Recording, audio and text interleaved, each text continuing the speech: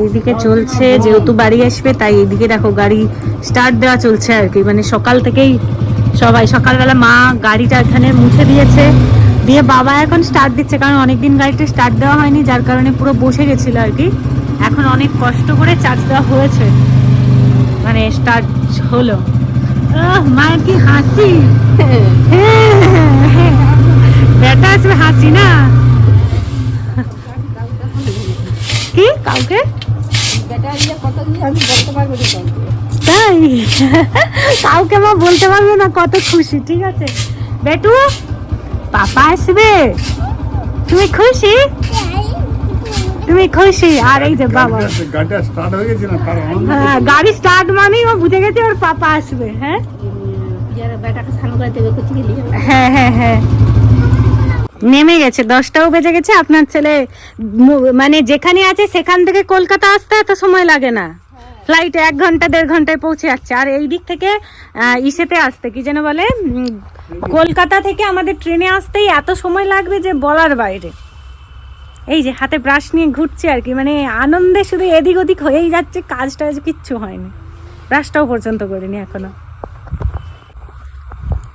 হে everyone, good morning, কেমন আছে সবাই? আই হোপ কি সবাই অনেক ভালো আছে, সুস্থ আছে। সকলে সুস্থতা কামনা করে নতুন আর একটি ভিডিও নিয়ে হাজির হয়ে গেছি। তোমরা পুরো ভিডিও দেখতে থাকো, আশা করছি তোমাদের অনেক ভালো লাগবে, কারণ আজকের ভিডিওটা ভীষণই স্পেশাল হতে চলেছে। তার কারণটা হলো ফাইনালি আবারও তোমাদের দাদাভাই বাড়ি এসছে। মানে বুঝতে পারছি আমি কতটা খুশি, কারণ এর আগের বারে ওকে হঠাৎ করেই চলে যেতে হয়েছিল, তো তার জন্য আবার যখন ছুটি পেয়েছে তো তার জন্য আসছে বাড়ি আর কি, ভীষণ খুশি। তো যাই হোক, আজকে হচ্ছে আবার রয়েছে পূজা বৌদির ছেলের অন্নপ্রাশন, তো আমরা সেখানেও যাব। আবার হচ্ছে তারপরে আবার তোমাদের দাদাভাই আসবে, তাকেও আনতে যাব। আজকেই আসবে, কেউ দুপুরবেলায় ঢুকে যাবে, তো ওকে আনতে যাব। তার আগে পূজা বৌদির ছেলের অন্নপ্রাশন আছে, সেখানে গিয়ে মজা করব। মানে ভীষণ ভীষণ ভীষণ খুশি। কালকে রাতেও পূজা বৌদির ছেলের মানে ষষ্ঠী গান হচ্ছিলো, সেখানে গিয়েছিলাম। তো কালকে আর কোনো ভিডিও করা হয়নি। যাই হোক, তো চলো এখন প্রচুর কাজ হচ্ছে, ঘরটরগুলো গোছাতে হবে, কারণ কালকে মানে কি বলতো, এই অনুষ্ঠানের সময় না কি হয়, যেমন ধরো সঞ্চিতার ছেলের অন্নপ্রাশনে গেলাম, তো সেই সব শাড়ির জিনিসপত্র এদিক ওদিক হয়েছে। আবার পূজাবতীর ছেলের অন্নপ্রাশন চলছে, মানে অনুষ্ঠানের সময় একটু জিনিসপত্র এদিক ওদিক হয়। যতক্ষণ না অনুষ্ঠান শেষ হয় ততক্ষণ কিন্তু জিনিস গোছানো হয় না, সেরকমই একটা ব্যাপার। তো তোমাদের দাদাভাই আবার বাড়ি আসছে, তো এবার তো জিনিস আরও এদিক ওদিক হবে। হ্যাঁ বেটা, ভিডিও বানাচ্ছি, ব্লগ করছি। ঈশানের দিক থেকে আমাকে জিজ্ঞেস করছে মামাম কি করছো। তো যাই হোক, চলো তোমরা পুরো ভিডিও দেখতে থাকো, তোমাদের সঙ্গে সবটা শেয়ার করবো। তো এই যে এটা হচ্ছে আমার আজকের সকালের ব্রেকফাস্ট। তো ব্রেকফাস্টে রয়েছে এখানে হচ্ছে রুটি, আর তার সাথে কিন্তু ঘুগনি। এই যে ইনি হাজির। কি গো, তোমার ছেলের অন্নপ্রাশন আর তুমি এখানে? দই আর মিষ্টি আছে না ফ্রিজে, চলে এসো, আসো আসো। আমি এখনো স্নান করে নি, ভোগ দেখাবে তো ঠাকুরকে? হ্যাঁ ওটা ঠাকুরের ভোগ দেখানোরই মনে হয়। ফ্রিজে আছে, হ্যাঁ নিয়ে নাও। কারেন্টও চলে গেছে জানো? হ্যাঁ আচ্ছা খুলে দিচ্ছি বেটা। এই যে যাও। কখন স্নান করাবে গো? 11টার দিকে। এখন কটা বাজে? ও তাহলে তো দেরি আছে, কিছুক্ষণ পরে না? ও আচ্ছা আচ্ছা। বল জিম্মা তোমার বাড়ি যাবো, বল যাবো যাবো যাবো বলে দাও। তুমি খাইয়ে দিচ্ছ? আমি খেতে যাচ্ছিলাম, রুটিটা এইভাবে ছিঁড়েছি, দেখি ও আমাকে খাওয়াচ্ছে। দাও। তুমি খাবে না?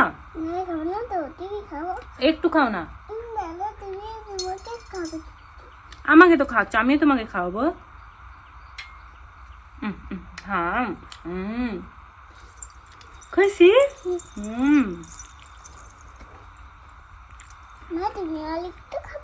আমি একটু খাবো না।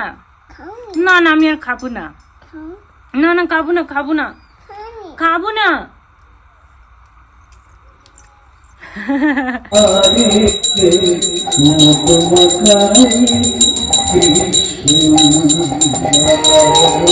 সকাল থেকে খুশির মারে এদিক ওদিক এতটাই হয়েছে যে ঘরের কাজগুলোর সময় মতো গুছিয়ে নেবো সেটা আর হয়নি। তো ঘরের কাজ ফেলে রেখে এইদিকে আবার মানে গোছাবো শুরু করেছি কোনো রকম একটুখানি। তার মধ্যে পূজাবতী ফোন করে বললো ছেলেকে স্নান করাতে নিয়ে যাব, তুমি তাড়াতাড়ি এসো।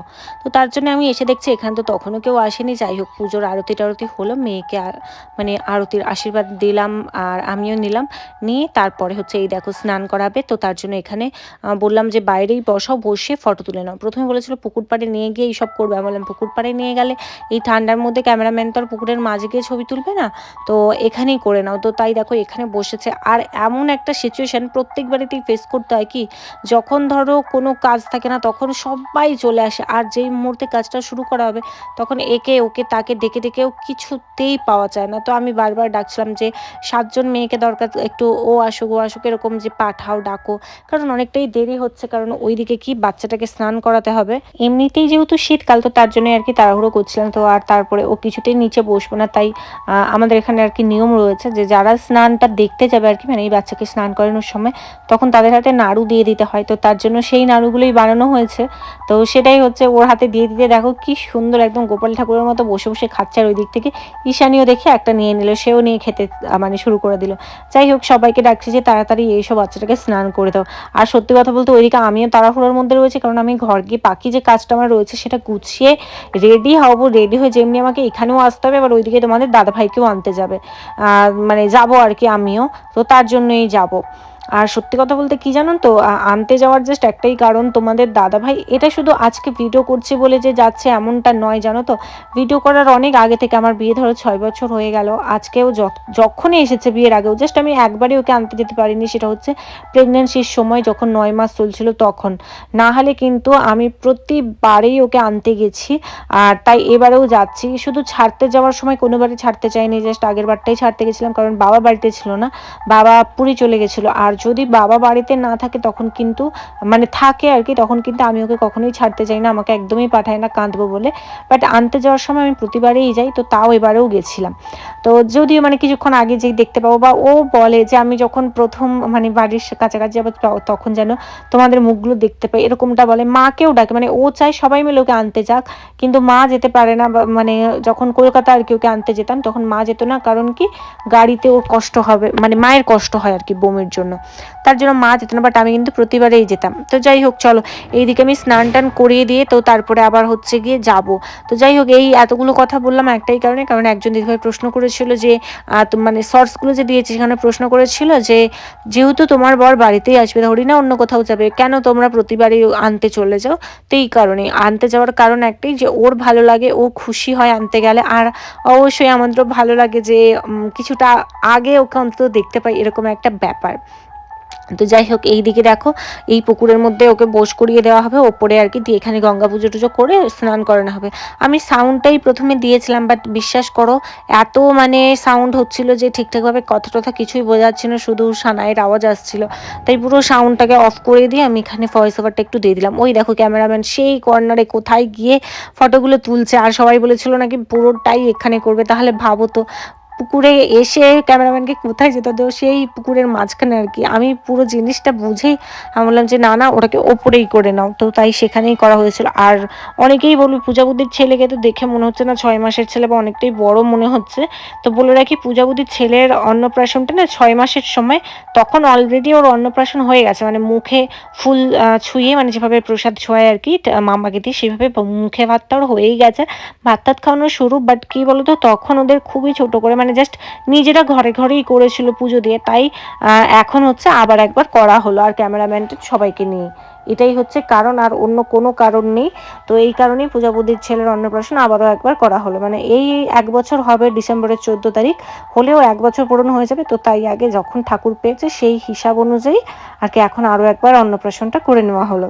আশা করছি সবাই বুঝতে পেরেছে। তো চলো এখন স্নান করানোর ওকে সময় চলে এসছে, ওকে স্নান টান করিয়ে নিই, তারপরে বাড়ি যাবো, বাড়িতে গিয়ে কাজগুলো গুছিয়ে বেরিয়ে যাব আমি।